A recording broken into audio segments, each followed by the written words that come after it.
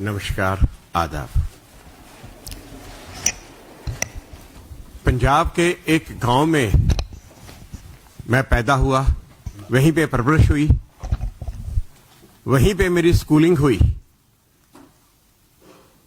परमात्मा की अकाल पुरख की मेहर हुई कि जहां सुप्रीम कोर्ट में आके वकालत शुरू करी। वो दिन मैं कभी भी भूल नहीं सकता। 2 नवंबर 1984 जब मेरे घर पे हमला हुआ, मेरी वाइफ प्रेग्नेंट थी और उन इधर भाग रही थी इधर उधर मुझे बचाने के लिए। हम फर्स्ट फ्लोर पे रहते थे। सीढ़ियों से मॉब ऊपर आया। हमारे जो लैंडलॉर्ड थे ग्राउंड फ्लोर पे रहते थे, बाहरी परिवार था, पंजाबी हिंदू परिवार था और वो बीजेपी के कट्टर सपोर्टर थे। वो मिसेस बाहरी आंटी जी सीढ़ियों में खड़े हो गए मॉब को रोकने के लिए। उतनी देर में उनकी डॉटर लॉ ने आके हमें भगाया और जाके अपने स्टोर में अंदर लगा के आगे रजाइयां रख के ताला लगाया। अगर वो आंटी, बाहरी आंटी उस दिन सीढ़ियों में खड़े होके मॉब को ना रोकते तो मैं आपके सामने ना होता। कसूर क्या था मेरा कि मैं एक सिख था। वो जो दिनों की, वो 3 दिनों की, आज भी वो 3 दिनों की जो स्टोरी है, जो भी कोई सिख दिल्ली में था उनको कहो वो 3 दिनों की हालत सुना दें।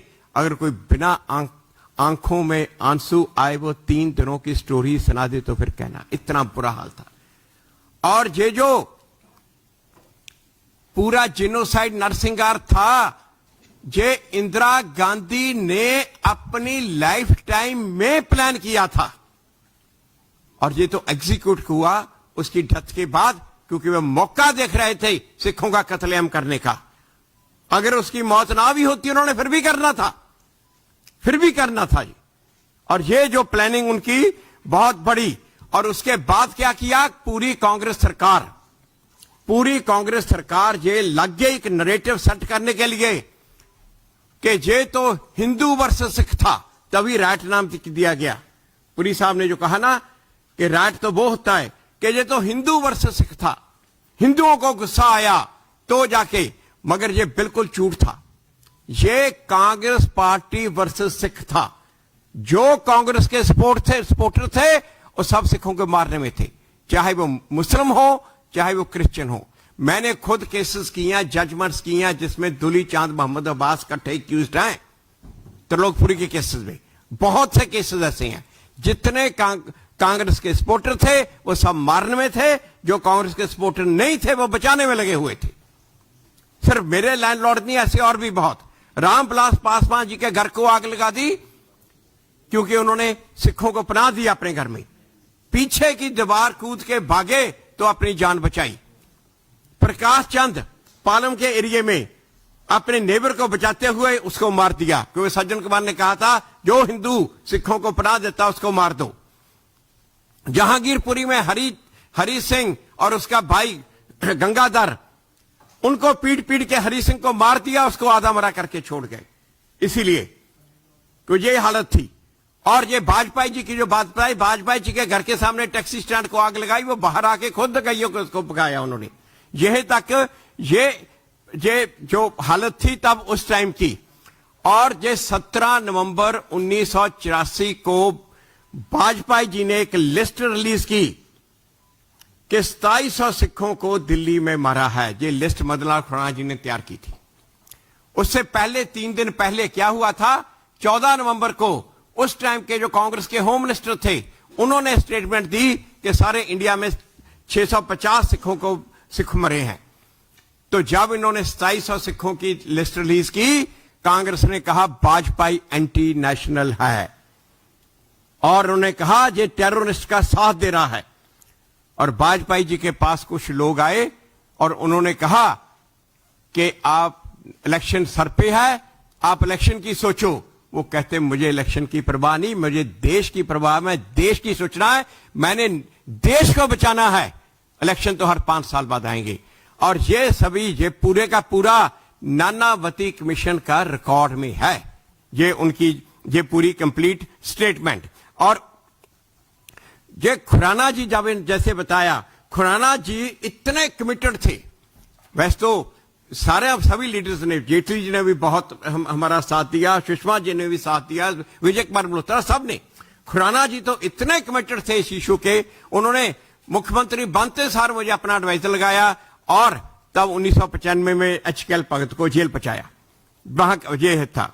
और थ्रू आउट ये बीजेपी ने इस इशू पे थ्रू आउट साथ दिया, क्योंकि दिल्ली की बीजेपी, मैं आपको ये बताऊं, बीजेपी पार्टी वैसे तो कोई मेरा दिल्ली में इनके साथ था, बीजेपी पार्टी इस इशू को ऐसे लड़ी, उनका अपना इशू है इस तरह से। अभी तक रविशंकर प्रसाद जब भी सुप्रीम कोर्ट में मुझे मिलते, शुरू से कहते हैं दूर से हमारा शेर आ गया, क्योंकि इन्होंने ऐसे लड़ाई लड़ी जैसे उनका अपना इशू है और मैं जो लड़ाई लड़ रहा हूं उनकी हेल्प कर रहा हूं।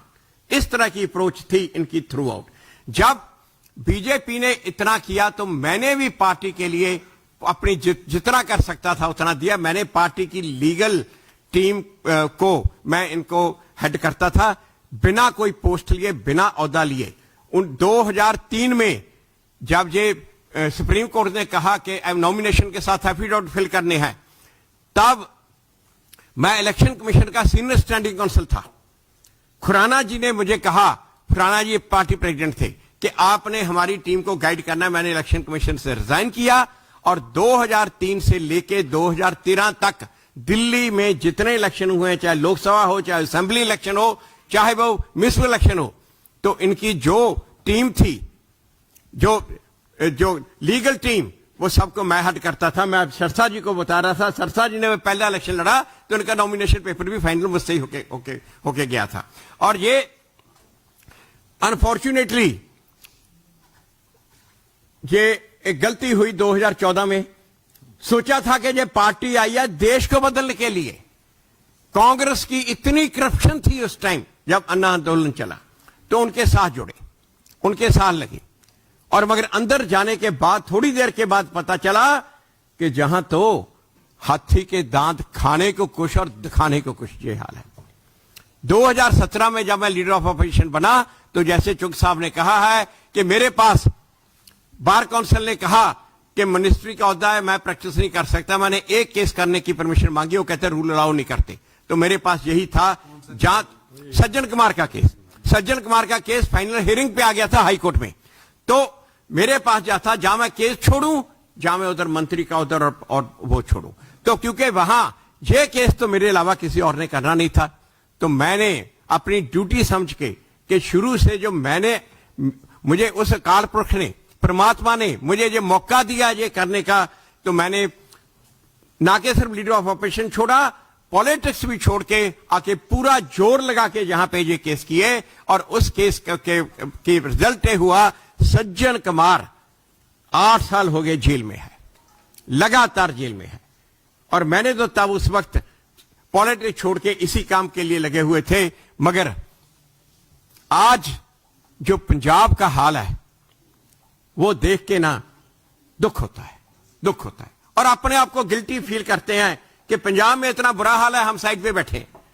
लोगों ने भी कहना शुरू कर दिया ये हालत। अब ये पंजाब में आप देखो, लॉ एंड ऑर्डर की सिचुएशन ले लो, गैंगस्टरवाद ले लो। मेरा ख्याल है कोई ऐसा अच्छा बिजनेसमैन या कोई अच्छा लैंडलॉर्ड नहीं है जिसको फिरौती की कॉल ना ही हो। करप्शन जहां तक हर दफ्तर में ये इनके केजरीवाल का आदमी बैठा है कलेक्शन के लिए, इतनी ज्यादा करप्शन हो गई है। ड्रग्स का बुरा हाल। और सबसे जो बड़ा क्राइसिस पंजाब में है वो फार्मिंग का क्राइसिस है। जितनी रिपोर्ट अब तक आई हैं, सबने कहा है 2039 में पंजाब का ग्राउंड वाटर टॉक्सिक हो जाएगा, आप यूज नहीं कर सकोगे, निकाल नहीं सकोगे। और ये जमीन अब क्या 13-14 साल रह गए, जमीन पंजाब की बंजर होने वाली है। और मैं पिछले कई सालों से इसके लिए काम कर रहा हूं पंजाब में, मगर अनफॉर्चुनेटली पंजाब सरकार को बिल्कुल परवाह नहीं है, बिल्कुल परवाह नहीं है इस चीज की। और आज मैं जो सोचता हूं, मेरे सभी दोस्तों ने, पंजाब में भी मेरे दोस्तों ने, यहां भी, उन्होंने सबने कहा कि इस सिचुएशन से अगर पंजाब को वापस ला सकती है वो सिर्फ बीजेपी ला सकती है, क्योंकि सेंट्रल सरकार और मोदी जी, एक बात और, मोदी जी पंजाब को और पंजाबियों को बहुत लाइक करते हैं, और मोदी जी पर्सनली मुझे भी बहुत लाइक करते हैं 84 की, क्योंकि मैंने लड़ाई लड़ी है इसकी वजह से।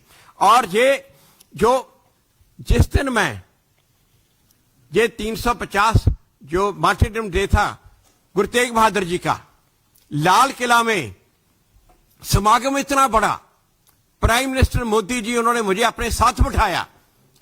जब वो समागम चल रहा था ना, तो मेरे मन में आ रहे थे 25 साल पहला, आज का दिन और 25 साल पहले, 25 साल पहले हिंदुस्तान की किताबों में, स्कूलों की एनसीईआरटी की किताबों में यह पढ़ाया जाता था कि गुरु तेग बहादुर डाकू थे।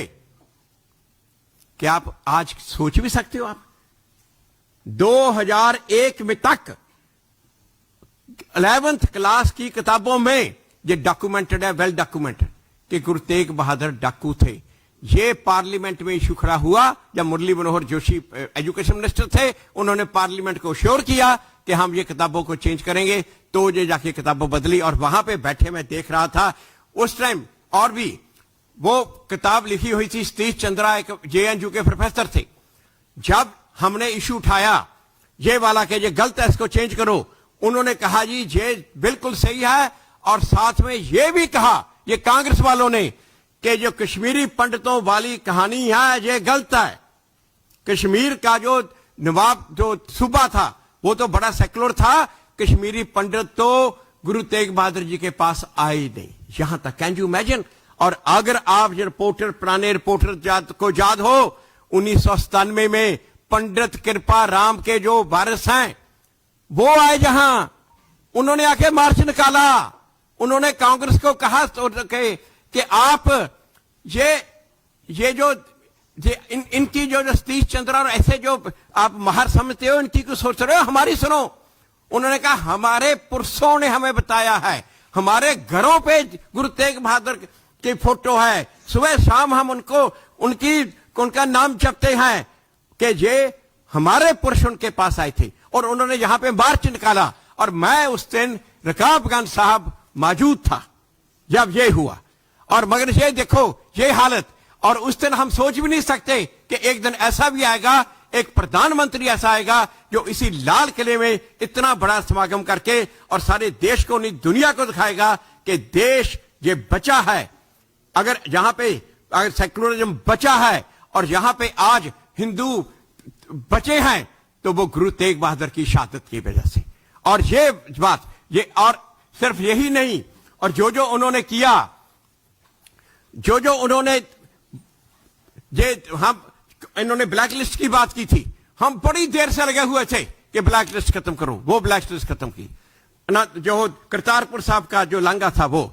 और ये जो सबको मालूम है, आप मुझे ये बताने की बात नहीं। और ये आज सिचुएशन ये है कि अगर हमने पंजाब को बचाना है तो वो बीजेपी के हाथ स्ट्रेंथन करने पड़ेंगे, और आज हम पूरा जोर लगाएंगे, अपनी तरफ से पूरी कोशिश करेंगे कि ये आगे वाली सरकार पंजाब में बीजेपी की सरकार है। मैं सबका बहुत धन्यवादी हूं जो सबने किया।